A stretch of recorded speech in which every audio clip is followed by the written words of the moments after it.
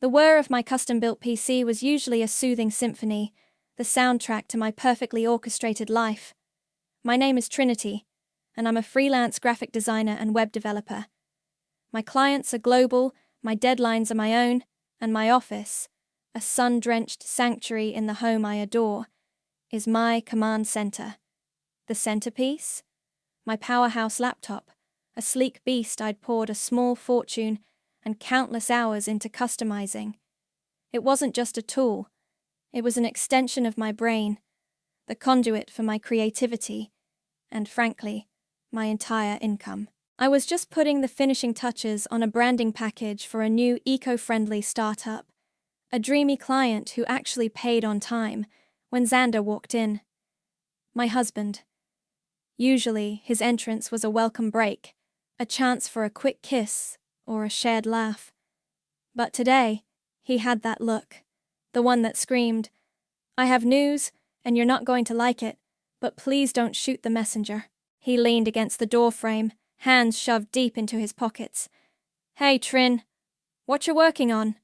"Just finishing up the Greenleaf logo. They love the latest mock-ups," I said, spinning in my chair to face him, a smile on my lips. It faded when I saw his expression more clearly. "What's up? You look like you've seen a ghost." He shuffled his feet.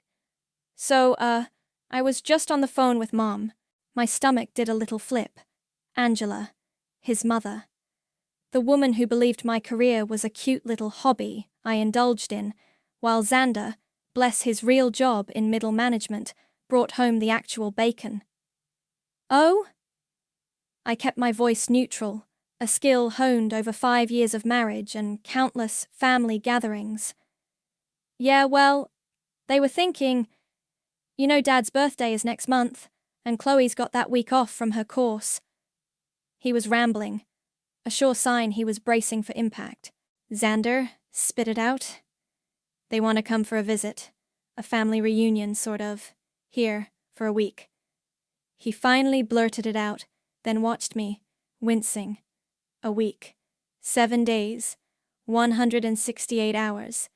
With Angela, his passive-aggressive father Paul, and their mini-me daughter Chloe all under my roof. My carefully curated, peaceful, productive roof. The whir of the PC suddenly sounded like a warning siren. "Here?" I managed, my voice a little tighter than I intended. "For a whole week?" "Yeah, I know it's a bit sudden, but Mom said it's the only time they can all make it work." She sounded really excited. Excited! Angela's excitement usually translated into a week-long critique of my life choices, my home decor, my cooking, and, most pointedly, my little computer business. I remembered their last visit, a long weekend that felt like a month. Angela had helpfully reorganized my spice rack alphabetically, wrongly I might add, commented that my guest towels were a bit thin, dear, and asked Xander in front of me if he was sure Trinity was eating enough. She looks a bit stressed from all that screen staring. "Xander," I began, trying to keep the rising panic out of my voice. "You remember what happened last time, right? The helpful suggestions about my time management? The comments about how a proper career would offer me more stability?" My personal favorite was when she'd picked up one of my design awards, a sleek glass obelisk, squinted at it, and said, "Oh, that's nice. Do they give these out for participation?" He winced. "Okay, yeah, Mum can be a bit direct, but she means well." "Means well?" I stood up, pacing the small space between my desk and the window. She implied my portfolio was something a teenager could whip up on a free app. She told Chloe, loud enough for me to hear, that it was a shame I didn't have a real boss to keep me on track. She's just old-fashioned, Trin. She doesn't understand freelancing. "She doesn't want to understand it," I corrected. "She sees it as me not contributing properly, as me being some sort of dilettante playing on the computer while you work hard." The injustice of it always got to me. I often worked longer hours than Xander, juggling multiple clients and tight deadlines. My income was substantial, a fact Angela conveniently ignored. "It won't be that bad," he cajoled, stepping forward, trying to take my hands. "I'll talk to her. I'll make sure she behaves." I pulled my hands away, not unkindly, but firmly. "You said that last time, Xander. And the time before that. Remember when she accidentally watered my prize-winning orchid with leftover coffee because plants like a bit of a treat? The orchid, needless to say, did not survive the treat." He sighed, running a hand through his hair. "Look, I know they're not perfect, but they're my family. It's just a week. We can handle it. For me?" He gave me the puppy dog eyes, the ones that usually worked. I looked around my office, my sanctuary. I thought of the deadlines looming, the client calls scheduled, the sheer mental energy my work required. All of that, juxtaposed with Angela's running commentary, Paul's silent enabling, and Chloe's parroted criticisms. A wave of exhaustion washed over me before they'd even packed their bags. But then I looked at Xander. He loved his family, despite their quirks, and he was, at heart, a good man who just wanted everyone to get along. The eternal optimist. Bless his conflict-avoidant soul.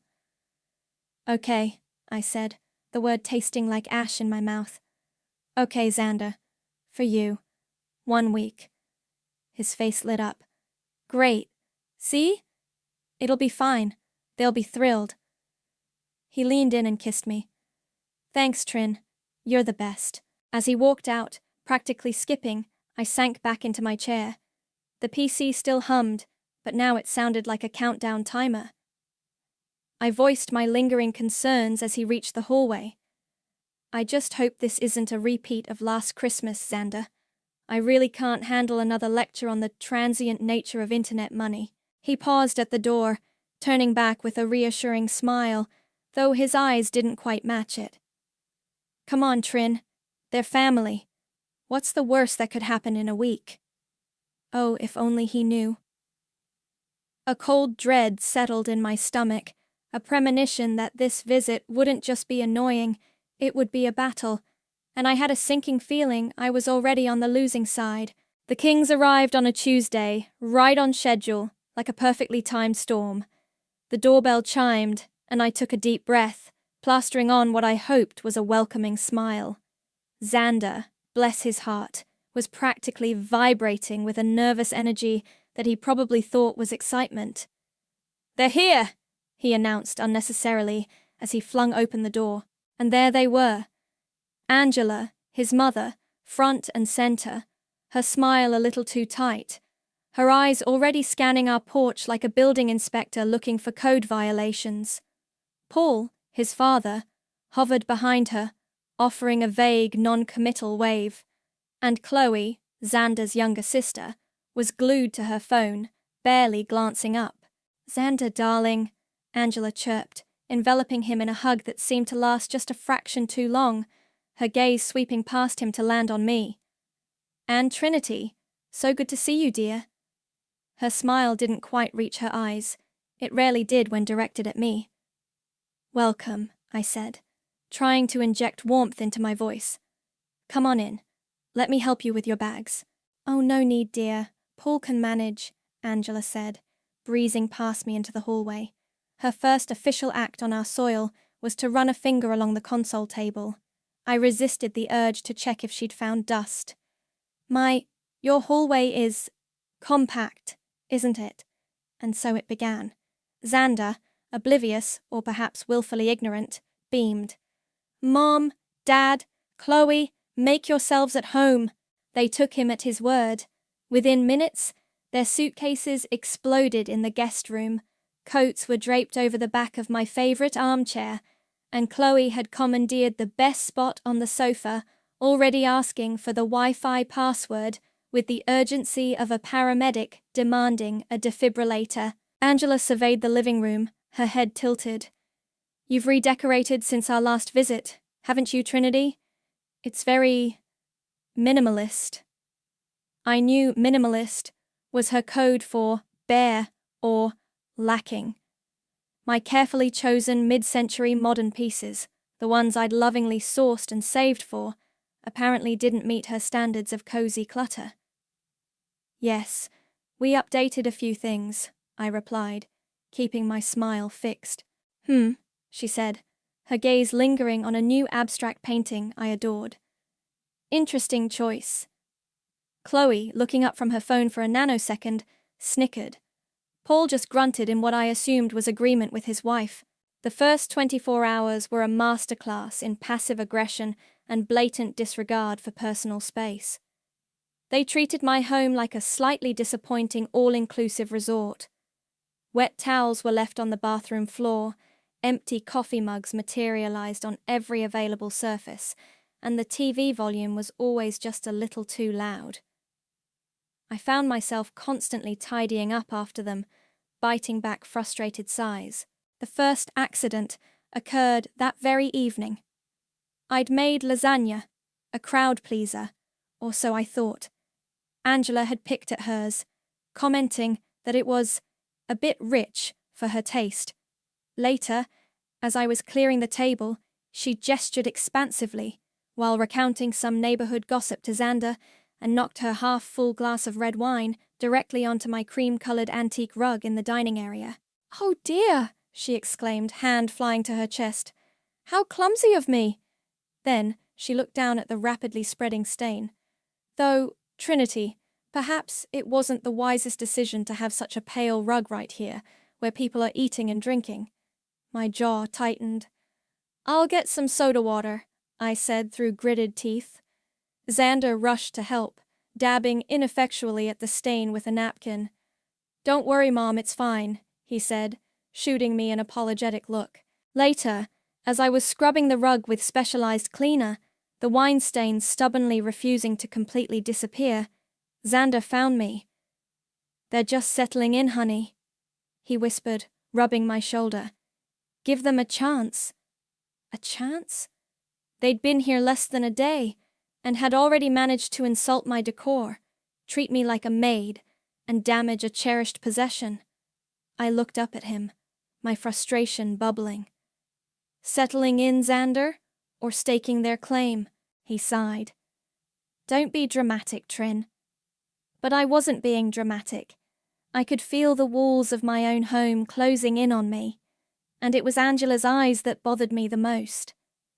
I'd catch her looking at my office door, a strange, speculative gleam in them.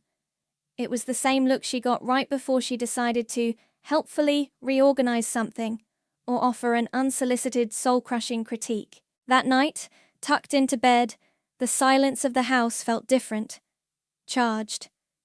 I couldn't sleep. I kept replaying Angela's little digs, Paul's silent complicity, Chloe's smirks. Xander was already asleep beside me, breathing evenly, untroubled. I slipped out of bed and crept down the hallway. As I passed the guest room, I heard voices. Angela and Chloe, whispering. I paused, my heart thumping. I knew I shouldn't eavesdrop, but I couldn't help myself. "Honestly, that ridiculous office of hers," Angela was saying, her voice dripping with disdain. "All those computers. It's like she thinks she's running NASA." Chloe giggled. "And did you see her face when you spilled the wine, Mom? Priceless." "She really needs to learn her place," Angela continued, her voice dropping to a conspiratorial murmur. "This little work-from-home fantasy isn't going to last forever. Xander needs a wife who can support him properly, not one who plays on the internet all day." My blood, which had been simmering gently all day, began to boil. Fantasy? Learn my place? I clenched my fists, nails digging into my palms. This wasn't just about a messy house or a stained rug anymore. This was a direct assault on my life, my career, my very identity. And they were just getting started. The week stretched before me, a gauntlet of microaggressions and thinly veiled contempt. My cooking, usually a source of pride, was suddenly too adventurous. Angela pushing aside a quinoa salad. A bit bland. Paul eyeing a delicately seasoned fish. Or, totally trying too hard. Chloe poking at a homemade pasta dish. My schedule, which I meticulously managed to balance work and life, was deemed too relaxed for someone who claims to be working. Angela, in particular, seemed to find endless ways to bring this up. "Are you taking another break, dear?" she'd ask, her voice laced with faux concern, if she saw me making a cup of tea mid-morning. "When I had a proper job, we only got 15 minutes. Or, "Still in your loungewear at lunchtime, Trinity? Most offices have a dress code, you know. It helps with productivity." She made daily pronouncements on the unparalleled benefits of a real job with a proper boss and a pension plan. These were usually directed at Xander, but loud enough for me to hear from my office. "You know, Xander, a stable career path is so important for a young couple. Benefits, sick pay. Trinity should really consider looking for something more secure. For your sake, son." Minor accidents continued to plague my existence. A framed photo of Xander and me, taken on our honeymoon, was found face down on the mantelpiece, the glass cracked. "Oh, I was just dusting," Chloe had trilled, not looking sorry at all. My favorite oversized coffee mug, the one that held just the right amount of caffeine to kickstart my brain, developed a mysterious chip on the rim after Angela helpfully did the dishes. "These modern ceramics are so fragile, aren't they?" she'd remarked. I started a mental catalogue. Each slight, each accident, each backhanded compliment filed away. The stress was immense. I was trying to meet a crucial deadline for a new client, a project that could lead to significant ongoing work, but the constant interruptions and the oppressive atmosphere made concentration nearly impossible.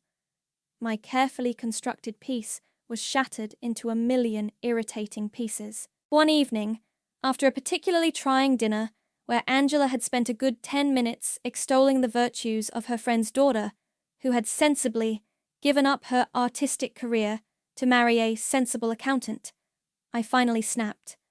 Not outwardly, of course. That wasn't my style, and it would only give Angela ammunition.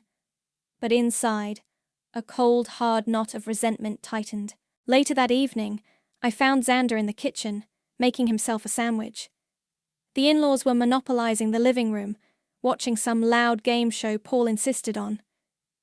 "Xander," I began, keeping my voice low, "we need to talk about your mother." He sighed, not even turning from the counter. "Trin, can this wait? I'm trying to unwind." "No, it can't," I insisted. "She's actively trying to undermine me. Today, it was another lecture about how I should get a real job. Yesterday, it was my cooking. The day before, my decor. It's constant." He finally faced me, a slice of ham halfway to his mouth. "She's just concerned. She doesn't get what you do." "Concerned?" I scoffed. "She told Chloe last night that my career is a fantasy and that I need to learn my place. I overheard them, Xander. She thinks I'm not good enough for you because I don't have a 9 to 5. He put the sandwich down, his expression troubled, but not in the way I'd hoped. "You were eavesdropping? That's not the point," I exclaimed, my voice rising despite my efforts. "The point is what she said, what they're all doing. Paul just sits there and nods, and Chloe eggs her on.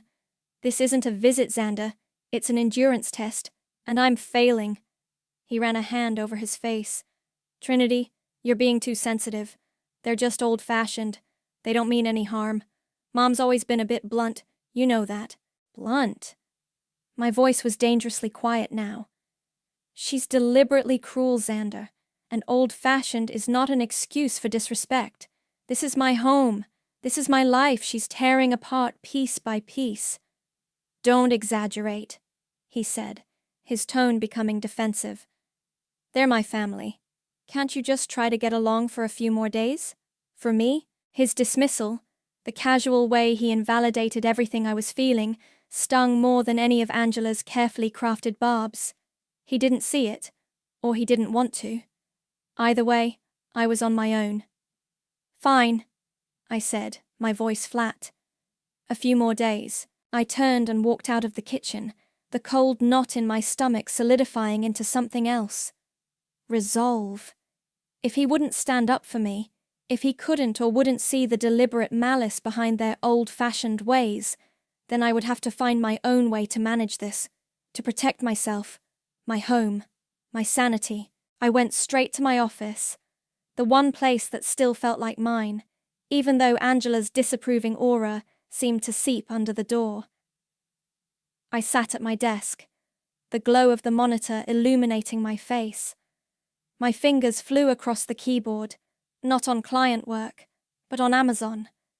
Miniature security cameras, discreet, Wi-Fi enabled, with good night vision. Old-fashioned? I muttered to myself as I scanned the product descriptions, Xander's dismissive words echoing in my ears. No, Xander, they're malicious, and I'm done being sensitive. I found a pack of 2 small, easily concealable cameras, one for the living room, angled towards the sofa and the area where most of the accidents seemed to happen, and one for my office, just in case. The Add to Cart button felt incredibly satisfying. Clicking Confirm Purchase with next-day delivery felt even better.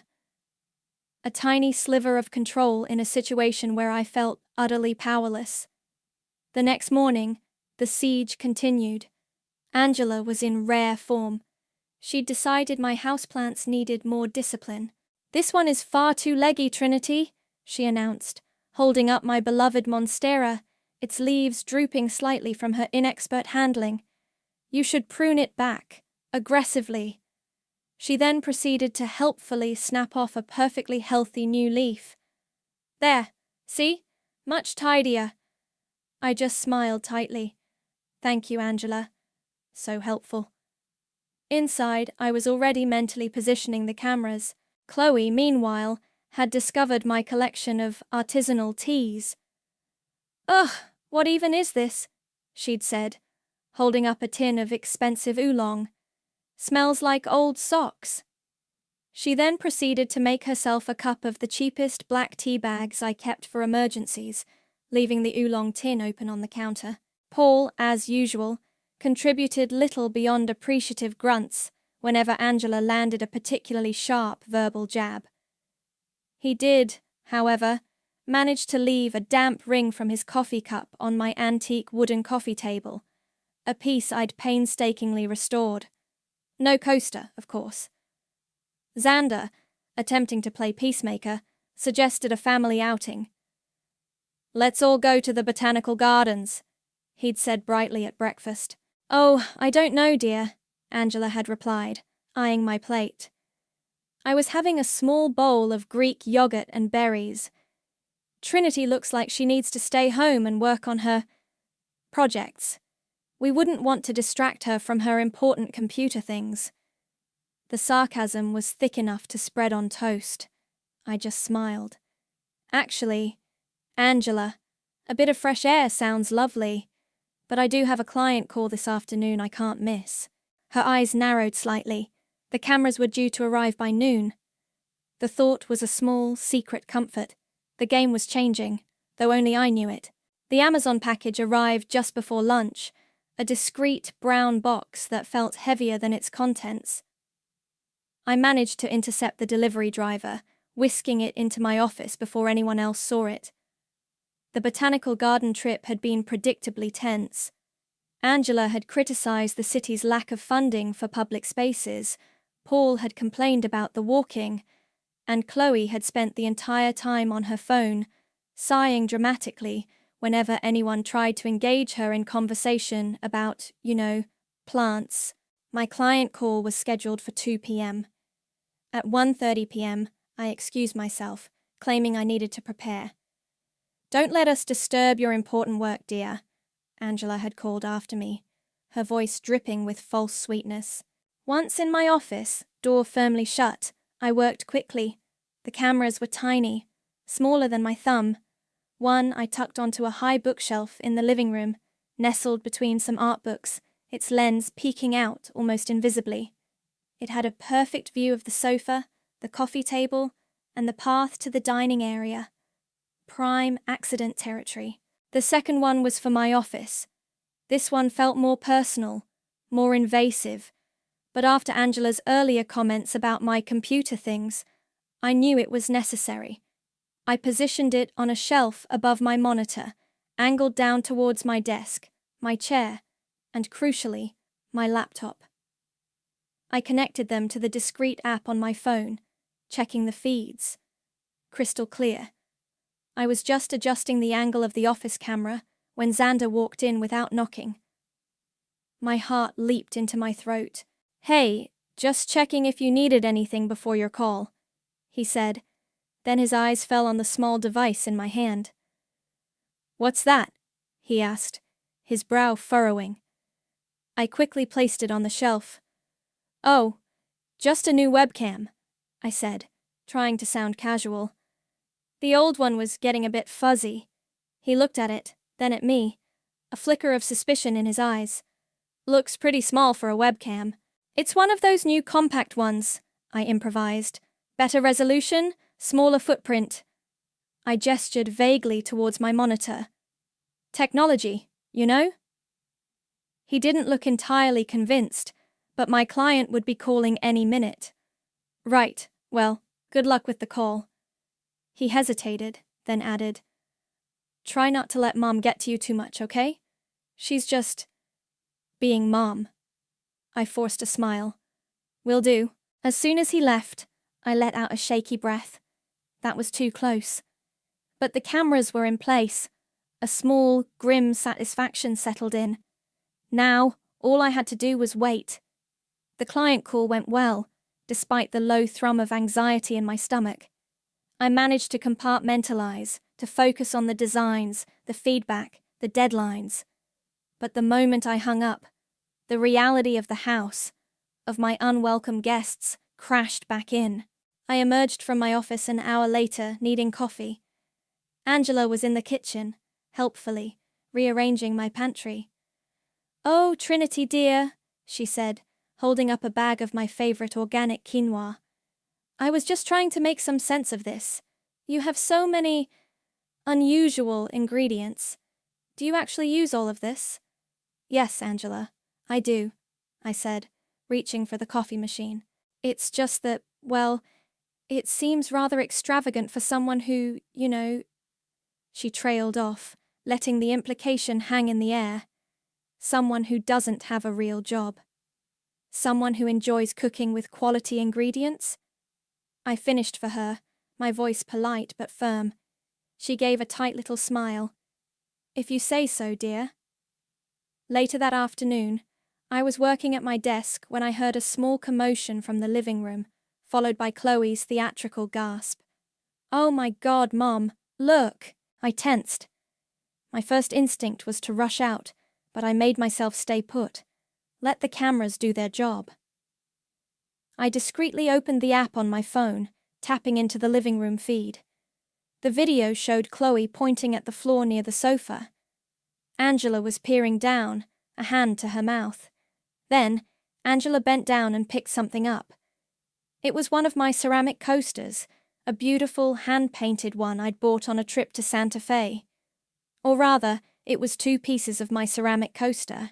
"Oh, clumsy me," Angela said, though her voice, caught by the camera's microphone, lacked any genuine remorse. "It must have slipped right off the table. These modern glazes are so slippery, aren't they?" She then casually tossed the broken pieces into the nearby wastebasket. Chloe giggled. "Oops." I watched them, my blood turning to ice. There was no accidental nudge, no slip. The coaster had been sitting safely on the table. I rewound the footage slightly. There. Angela, walking past the coffee table, had subtly, almost imperceptibly, flicked it with her finger as she passed. It wasn't a clumsy accident. It was deliberate, small, petty, but undeniably deliberate. My breath caught in my chest. It was one thing to suspect, to feel the constant barrage of negativity. It was another to see it, recorded, undeniable. Xander came home from work to a strained silence. I didn't mention the coaster. I didn't mention the pantry raid. I just watched, and I waited. The evidence was accumulating. That evening, After the in-laws had retired to their room, Angela complaining loudly about the lumpy pillows, my brand new, hypoallergenic memory foam pillows, I sat in my office, reviewing the day's footage. The broken coaster, Angela's snide remarks in the kitchen, captured with surprising clarity, Chloe rolling her eyes every time I spoke. Paul. Well, Paul mostly just existed, a silent, passive enabler. It was sickening and infuriating, but also, strangely, empowering. I wasn't just imagining it. I wasn't too sensitive. It was real. Xander found me there, staring at the screen, my face grim. He looked over my shoulder. The footage of Angela breaking the coaster was playing. The color drained from his face. Trinity, what is this? Are you spying on my family? He demanded, his voice a horrified whisper. I turned to face him, my own expression hard. I'm documenting, Xander. There's a difference. Documenting what? Them living in our house? This is insane. His voice rose, laced with disbelief and anger. You put cameras in our living room? In your office? Without telling me? I put cameras in my house to protect my property and my sanity, I retorted, my own anger flaring. Because you refuse to see what's happening. Because you keep telling me I'm too sensitive, while your mother systematically tries to destroy everything I care about, one accident at a time. Destroy everything? He laughed, a harsh, incredulous sound. She broke a coaster, Trinity, a $10 coaster. And for that, you've turned our home into a surveillance state? You're acting paranoid and vindictive. It's not just the coaster, Xander. It's everything. It's the constant criticism, the deliberate sabotage, the way she looks at my work, at me, like I'm something she scraped off her shoe. My voice was shaking now.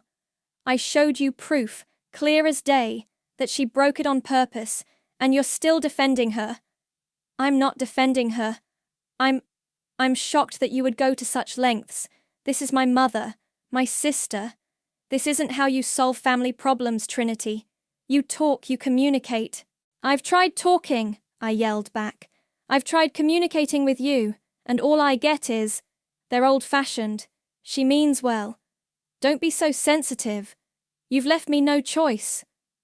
We stood there, glaring at each other, the chasm between us wider than it had ever been. The happy, loving couple felt like a distant memory. In their place were two strangers, hurt and angry. This is insane, Trinity! You're going to destroy our family! Xander finally yelled, his face contorted with a mixture of anger and pain. He turned on his heel and stormed out of the office, slamming the bedroom door behind him hard enough to rattle the frame. I sank back into my chair, trembling. He was sleeping on the couch. Our first time ever. My heart ached with a pain so sharp, it stole my breath. I looked back at the screen, at the footage of Angela sneering at my turned back earlier that day, after her pantry reorganization. Some things, I thought, the words a bitter taste in my mouth, are worth fighting for, even if it means breaking others apart. The path I was on was lonely, and it was costing me dearly. But I wouldn't back down. Not now. The next morning, the house was a mausoleum of unspoken words. Xander had left for work before I even got out of bed. The dented cushion on the sofa the only evidence he'd slept there. The silence from the guest room was equally deafening. I made coffee, the clink of the mug against the counter sounding unnaturally loud. Angela, Paul, and Chloe eventually emerged, their expressions carefully neutral, though I caught Angela shooting me a sharp, assessing glance. Breakfast was a stilted affair. Even Chloe seemed to sense the shift in atmosphere, keeping her snarky comments to a minimum. The tension, however, was a coiled spring, and Angela, it seemed, was determined to be the one to make it snap. I had a crucial video call scheduled for mid-morning with my most important client, a tech startup that accounted for nearly 40% of my income. We were finalizing the details of a major website overhaul, a project I'd been working on for months. The pressure was immense, even without the added stress of a hostile home environment and a marital crisis. I retreated to my office, shutting the door firmly, hoping the physical barrier would be enough. I took a few deep breaths, smoothed my hair, and plastered on my most professional smile as the video call connected. "Good morning, Mr. Henderson," I said, my voice betraying none of the turmoil churning inside me. "Good to see you." "Trinity, always a pleasure," he replied, his image clear on my main monitor. "So, are we ready to nail down these final specs?" We dove into the details: user interface adjustments, back-end integrations, mobile responsiveness. I was in my element, focused, articulate, my expertise shining through. For a blissful 20 minutes, I almost forgot about the viper's nest just outside my door. Almost. Suddenly, without a knock, without a sound, my office door creaked open. Angela waltzed in, a teacup rattling precariously on its saucer in her hand. "Oh, Trinity dear, I thought you might like a cup of tea," she announced, her voice bright and entirely too loud. "You've been cooped up in here for ages." My heart hammered against my ribs. Mr. Henderson, a 60-something CEO known for his exacting standards and no-nonsense attitude, raised an eyebrow on screen. "Angela, I'm on a very important call," I said, my voice tight, trying to keep the panic from showing. I angled my body slightly, hoping to block her from Mr. Henderson's view, though her voice was unavoidable. "Oh, don't mind me, dear," she said, completely unfazed. She advanced towards my desk. "I'll just pop this down for you. You look like you could use a break. All this screen time can't be good for your eyes." She reached my desk, and instead of just placing the tea down, she began to tidy. She picked up a stack of my meticulously organized project notes, tutting. "My, what a clutter. It's a wonder you can find anything in here." She moved them, placing them precariously close to the edge of the desk. Then, her elbow, accidentally, bumped the power cord to my secondary monitor, making the screen flicker wildly. "Angela, please!" I hissed, my professional composure cracking.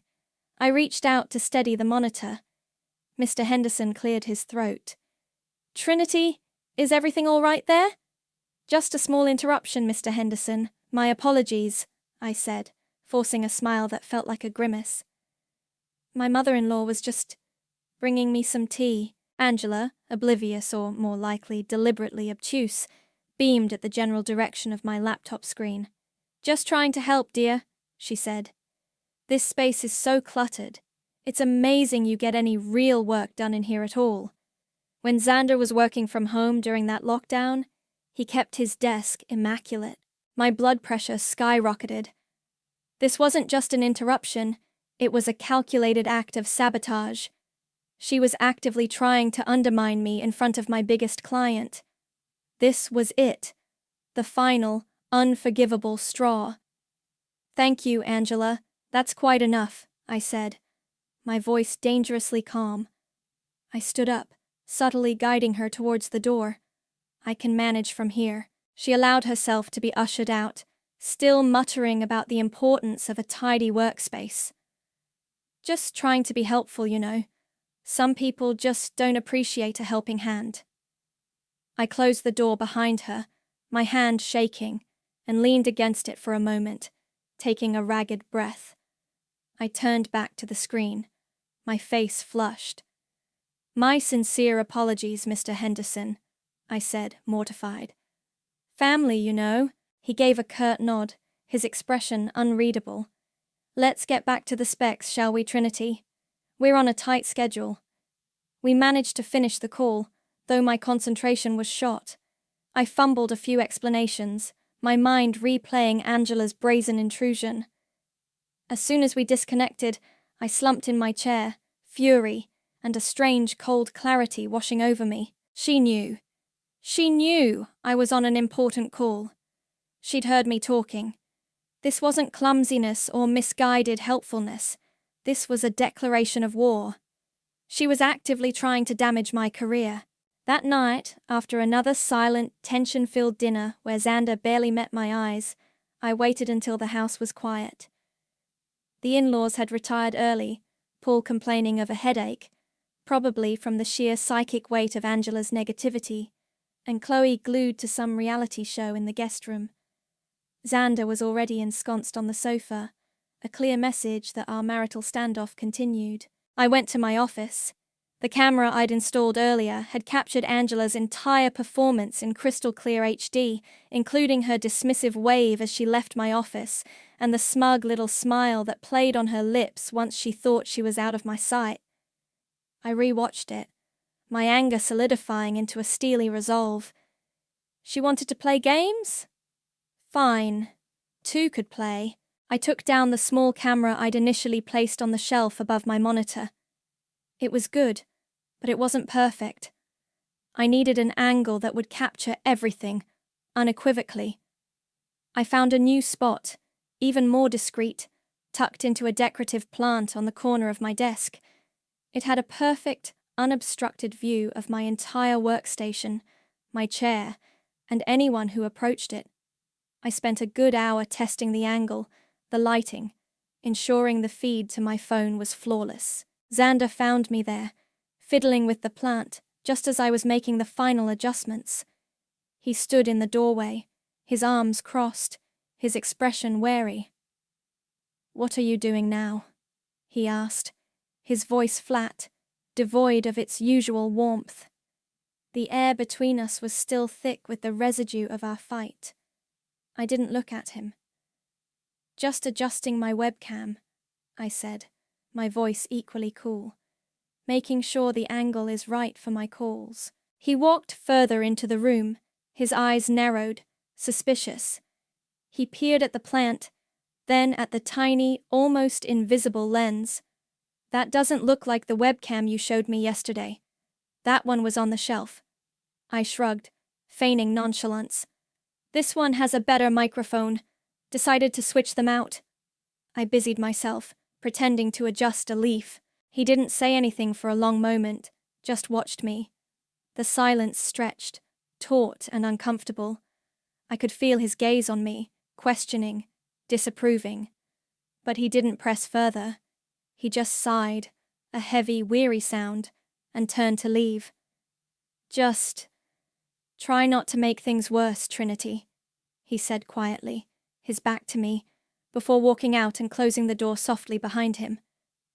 "Make things worse? Oh, Xander, you have no idea."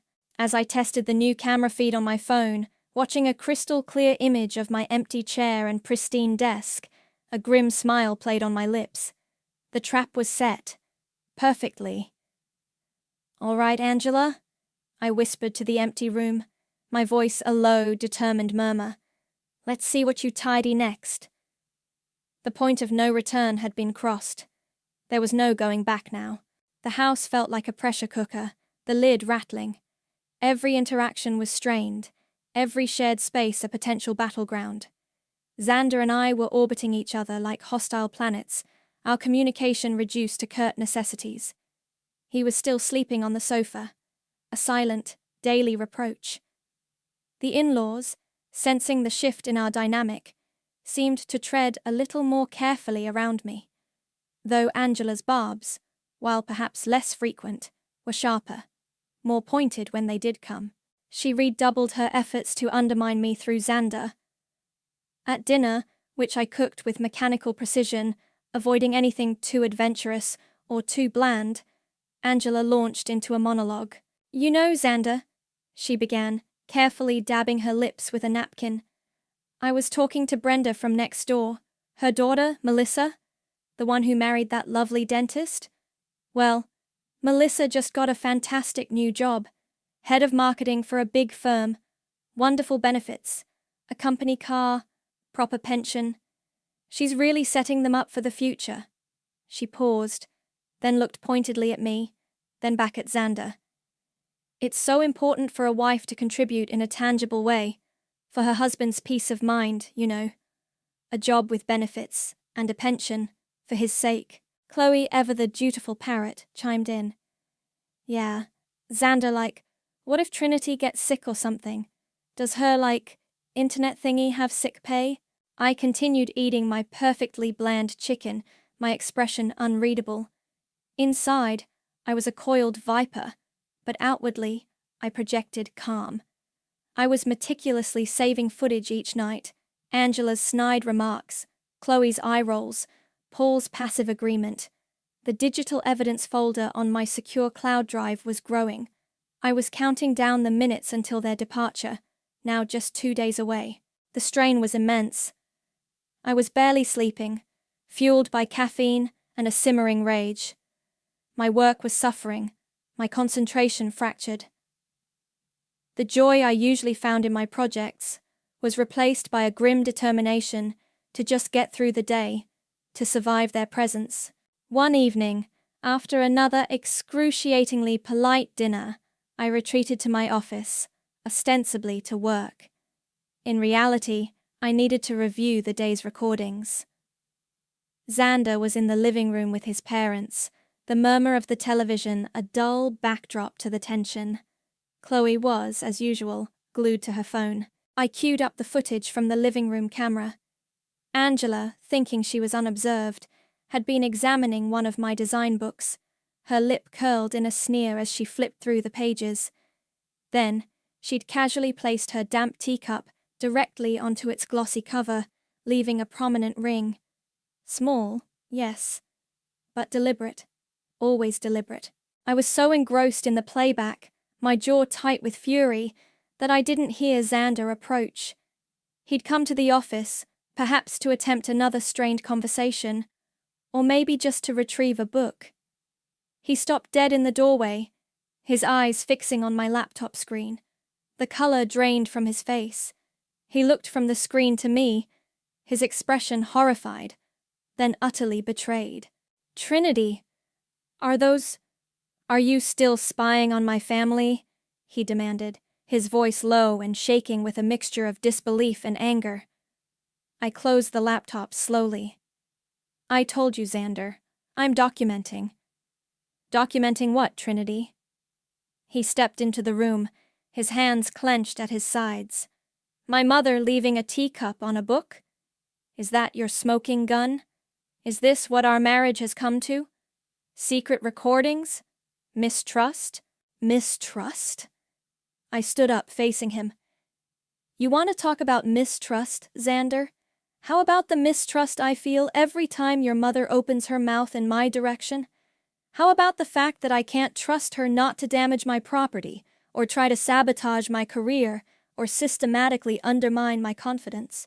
She wouldn't, he insisted, though his voice lacked its earlier conviction. The video evidence, however brief his glimpse, had clearly shaken him. She can be critical, okay? I get that. But she wouldn't deliberately sabotage you.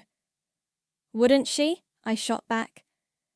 I have hours of footage, Xander, that says otherwise. Little things, big things, constant, unending negativity and disrespect. And you?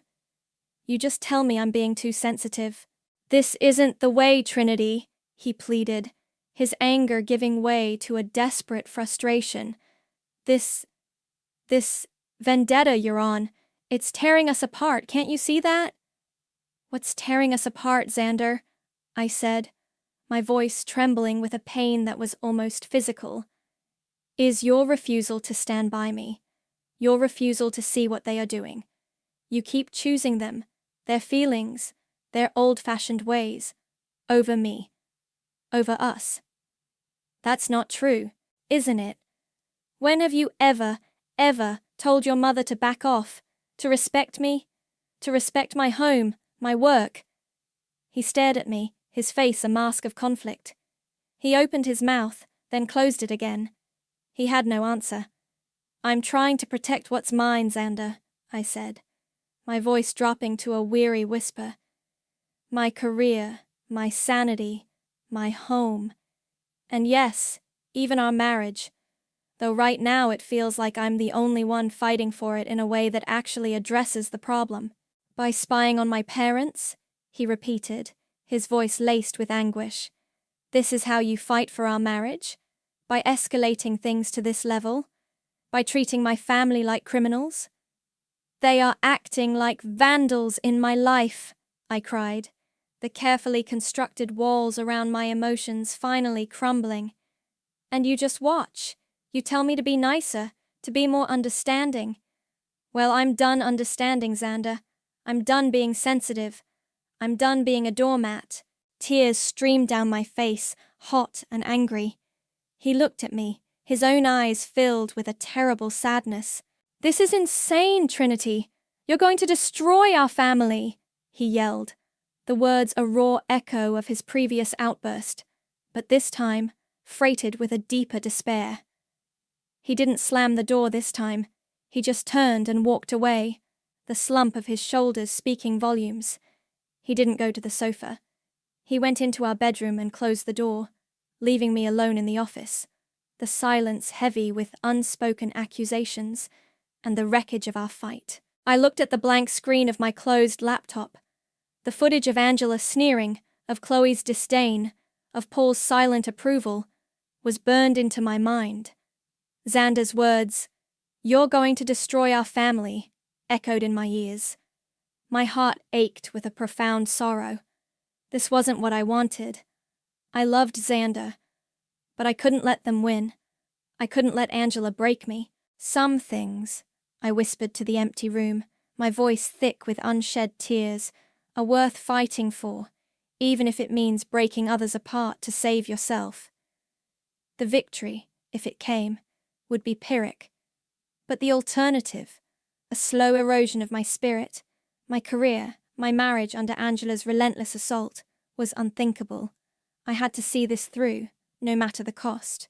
The final day before their scheduled departure dawned grey and oppressive, mirroring the atmosphere inside the house. Xander and I were polite strangers, exchanging only essential words. He'd slept in our bed, but on the very edge, a vast, cold expanse between us. The in-laws, perhaps sensing the imminent end of their reign, were subdued, almost eerily quiet at breakfast. Or maybe they were just tired of their own negativity. I wouldn't have blamed them.